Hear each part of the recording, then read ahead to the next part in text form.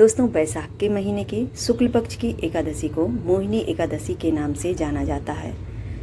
ये एकादशी बहुत ही महत्वपूर्ण एकादशी में से एक मानी जाती है। जैसे कि समुद्र मंथन के दौरान देवता और असुर में अमृत कलश को पाने के लिए युद्ध छिड़ गया था, जिसके उपरांत भगवान विष्णु ने अमृत कलश की रक्षा के लिए मोहिनी स्वरूप धारण किया था। और मोहिनी रूप इतना मोहित कर देने वाला था जिससे असुर उसमें भ्रमित में हो गए और भगवान विष्णु ने उस अमृत कलश को देवताओं को सौंप दिया था। इस तरह से समुद्र मंथन से प्राप्त हुए अमृत कलश की रक्षा भगवान विष्णु ने मोहिनी स्वरूप धारण करके किया था। उस दिन एकादशी था, इसलिए इस एकादशी का नाम मोहिनी पड़ा। बैसाख के महीने की दोनों एकादशी अपने आप में विशेष महत्वपूर्ण एकादशी में से एक मानी जाती है। भगवान विष्णु की असीम कृपा प्राप्त करने के लिए आज के दिन भगवान विष्णु का मोहिनी स्वरूप ध्यान करते हुए उन्हें पंचोपचार विधि से धूप, दीप, तुलसी, फल फूल आदि समर्पित करके भाव निवेदित करते हुए उनका पूजन करना चाहिए।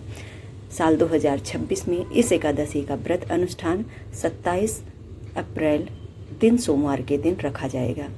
एकादशी तिथि की यदि शुरुआत की बात की जाए तो 26 अप्रैल की शाम में 6:07 से ये एकादशी लग रही है, जो कि 27 अप्रैल की शाम में 6:28 पर समाप्त हो जा रही है। उसके बाद से द्वादशी लग जा रही है। द्वादशी युक्त दूसरे पहर में एकादशी प्राप्त हो रही है, तो ऐसे में बहुत ही शुभ मुहूर्त में ये एकादशी उदया तिथि के अनुसार प्राप्त हो रही है। जो भी भक्त इस एकादशी का व्रत अनुष्ठान करना चाहते हैं वो बड़े भाव से कर सकते हैं। एकादशी व्रत का यदि पारण की बात की जाए तो 28 तारीख को सुबह में 5:38 से लेकर के 8:16 के अंदर कर लेना श्रेष्ठ होगा। एकादशी का व्रत रखने वाले सभी भक्तों को एकादशी व्रत के नियमों का पालन करते हुए दशमी से ही नियम में रहना चाहिए, यानी अल्पाहार लें, अधिक भोजन न करें, चावल का त्याग करें, गरिष्ठ चीज़ें न खाएं, क्योंकि ये 3 दिनों के संयम का व्रत माना जाता है।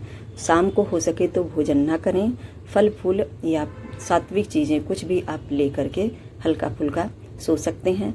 दूसरे दिन यानी एकादशी के दिन सुबह में ब्रह्म मुहूर्त में जरूर उठें। जैसे कि कार्तिक के स्नान की बात कही गई है, उसी तरह से बैसाख के महीने में बैसाख स्नान का महत्व है। ऐसे में बैसाख स्नान पूरे 1 महीने तक भक्त ब्रह्म मुहूर्त में उठ करके करते हैं। तो यदि आप अभी तक नहीं कर पाए हैं तो एकादशी से इस नियम को लेकर के पूर्णिमा तक 5 दिनों का नियम कर सकते हैं। इन 5 दिनों में भी भक्त यदि नियम से इस स्नान का भाव करते हैं तो भगवान विष्णु की उनके ऊपर असीम कृपा प्राप्त होती है।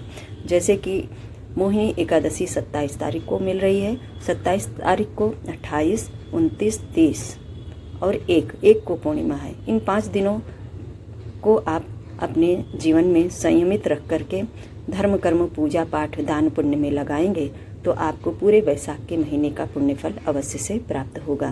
बैसाख स्नान का हमारे हिंदू धर्म में बहुत ही अधिक महत्व है। बैसाख का महीना तो बहुत ही अच्छा माना जाता है। सुबह में उठने के लिए बहुत अच्छा सुबह का वातावरण रहता है, गर्मी नहीं रहती है, ठंडक रहती है हल्की हल्की सी। तो इस समय उठ करके जो भी हम पूजा पाठ, धर्म, कर्म करते हैं उसमें मन बहुत लगता है।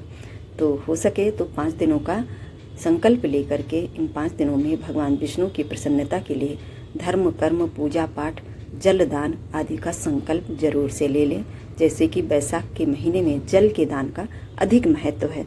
जल का दान पशु पक्षी, पेड़ पौधों को भी दान दे करके आप कर सकते हैं, या राहगीरों के लिए प्याऊ लगा करके दान कर सकते हैं। ज़रूरतमंद व्यक्तियों को आप पानी और जल, फल आदि को दान करके इस भाव को पूर्ण कर सकते हैं। बहुत ही अधिक महत्वपूर्ण दिन माना जाता है।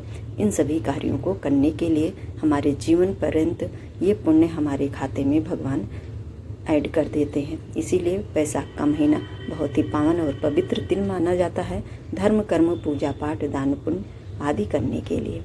इस महीने में जल का स्तर पृथ्वी पर देखा जाए तो नीचे चला जाता है। ऐसे में सभी के लिए जल समान रूप से उपयुक्त नहीं हो पाता है। तो ऐसे में जहाँ पर जल की आवश्यकता अधिक से हो वहाँ पे जा कर के अधिक से अधिक जल का दान करना चाहिए। जल हमें आसानी से प्राप्त हो जाता है। पशु पक्षी अपने आप से नहीं प्राप्त कर सकते हैं। जब वर्षा होती है तभी उन्हें प्राप्त होता है। तो ऐसे में पेड़ पौधों के नीचे किसी पात्र में ले जा कर के जल का दान जरूर से करें। वहाँ पर चिड़िया, पशु पक्षी आदि छाया वहाँ लेने के लिए आते हैं, तो ऐसे आपको जल दान करने का बहुत ही अधिक महत्व प्राप्त होगा। अब हम अपने मेन कंटेंट पे आते हैं, जैसे कि एकादशी का पारण द्वादशी में किया जाता है। तो पारण करने से पहले हमें भगवान विष्णु का पूजन करना चाहिए।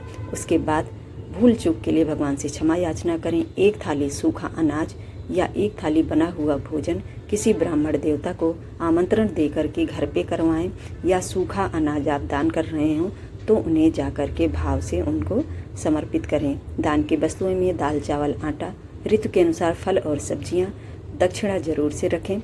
और इस तरह से 3 बार पानी घुमा करके संकल्प करके किसी ब्राह्मण को जरूर से दे करके आएं। एकादशी का दान कभी भी किसी ज़रूरतमंद को नहीं दिया जाता है।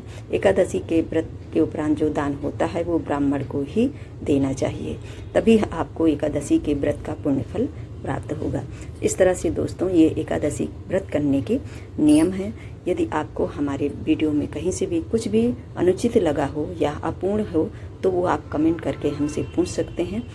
हो सकता है कभी कभी हम भूल भी जाते हैं कुछ चीज़ों को वीडियो में ऐड करने के लिए, तो यदि आप कमेंट करते हैं तो आपको उचित आंसर जरूर से प्राप्त होगा। जो भी भक्त प्रति एकादशी में भगवान के निमित्त इस भाव को करते हैं उन्हें एकादशी का व्रत का पुण्य फल से प्राप्त होता है। एकादशी के दिन नहा करके भगवान विष्णु का पंचोपचार विधि से पूजन करें। धूप, दीप, तुलसी आदि आप भगवान को समर्पित करें। हो सके तो रात्रि में जागरण करें, नहीं तो दीप इस तरह से लगा करके आप पूरी रात्रि के लिए रख सकते हैं। दीप आप देसी घी का भी लगा सकते हैं या आप तिल के तेल का भी लगा सकते हैं। जो भी व्यवस्था आपको भगवान ने दिया है भाव से निवेदित करते हुए आप जरूर से लगाएं। तो मुझे उम्मीद है दोस्तों आप सभी को हमारा ये वीडियो ज़रूर से पसंद आया होगा। वीडियो थोड़ा सा भी पसंद आया हो तो लाइक शेयर भी कर दीजिएगा। यदि आप सभी हमारे चैनल पर नए हों तो हमें सब्सक्राइब कर लीजिए व्रत उपासना से संबंधित इसी तरह के विधिवत जानकारी को प्राप्त करने के लिए। जय माता दी दोस्तों।